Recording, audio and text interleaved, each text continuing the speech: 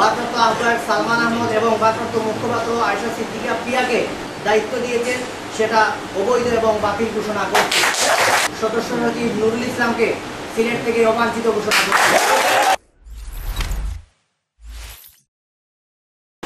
সম্প্রতি বৈষম্য বিরোধী ছাত্র আন্দোলন সিলেট জেলার সদস্য সচিব নুরুল ইসলাম কর্তৃক জেলার আহ্বায়ককে অব্যাহতি মর্মে একটি ভুয়া প্রেস বিজ্ঞপ্তি প্রকাশ করা হয়েছে। তা সম্পূর্ণ অবৈধ, ভুয়া এবং ভিত্তিহীন। সিলেট জেলা ও মহানগরের সকল শিক্ষার্থী বন্ধুরা এর তীব্র নিন্দা এবং প্রতিবাদ জানাচ্ছি এবং ঘৃণা করে প্রত্যাখ্যান করছি। এটি ব্যক্তিগতভাবে সিদ্ধান্ত নেওয়া হয়েছে এবং হিংসাত্মকভাবে সিদ্ধান্ত নেওয়া হয়েছে, যা সাংগঠনিক শৃঙ্খলার পরিপন্থী। এই সিদ্ধান্তে বৈষম্য বিরোধী ছাত্র আন্দোলনের জেলা কমিটির 272 জন সদস্যদের মধ্যে 254 জন সদস্য এই বিষয়ে অবগত নন এবং বৈষম্য বিরোধী ছাত্র আন্দোলনের কেন্দ্রীয় কমিটি এই বিষয়ে অবগত না করে এই বিষয়ে কেন্দ্রীয় কমিটিকে অবগত না করে জেলা কমিটির সদস্যদের মতামতকে প্রাধান্য না দিয়ে সেখানে কেবলমাত্র সংগঠনের সদস্য সচিব অন্যায়ভাবে সিদ্ধান্ত নিয়েছেন, যা সম্পূর্ণ অবৈধ এবং ভিত্তিহীন সিদ্ধান্ত। এমন প্রেস বিজ্ঞপ্তিকে সংগঠনের ভাবমূর্তিকে ক্ষুণ্ণ করে এবং সংগঠনের ঐক্যকে বিনষ্ট করে।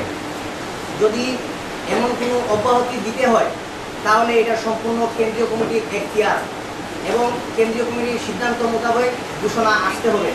কিন্তু সদস্য সচিব নুরুল ইসলাম সেখানে কেন্দ্রীয় কমিটিকে বিদ্যাঙ্গুলি দেখিয়ে সেখানে স্বেচ্ছাচারিতা এবং অসাংগঠনিক কাজ করেছেন। পরবর্তীতে সদস্য সচিব নুরুল ইসলাম কর্তৃক আরও দুটি আলাদা প্রেস বিজ্ঞপ্তি সাংগঠনিক প্রক্রিয়া না মেনে সালমান আহমদ খুরশেদকে ভারপ্রাপ্ত আহ্বায়ক এবং আয়েশা সিদ্দিকা প্রিয়াকে ভারপ্রাপ্ত মুখপাত্র হিসেবে ঘোষণা করেন, যা নিয়ম বহির্ভূত এবং অসাংগঠনিক কাজ, যা সদস্য সচিবের কোনো এখতিয়ার নেই।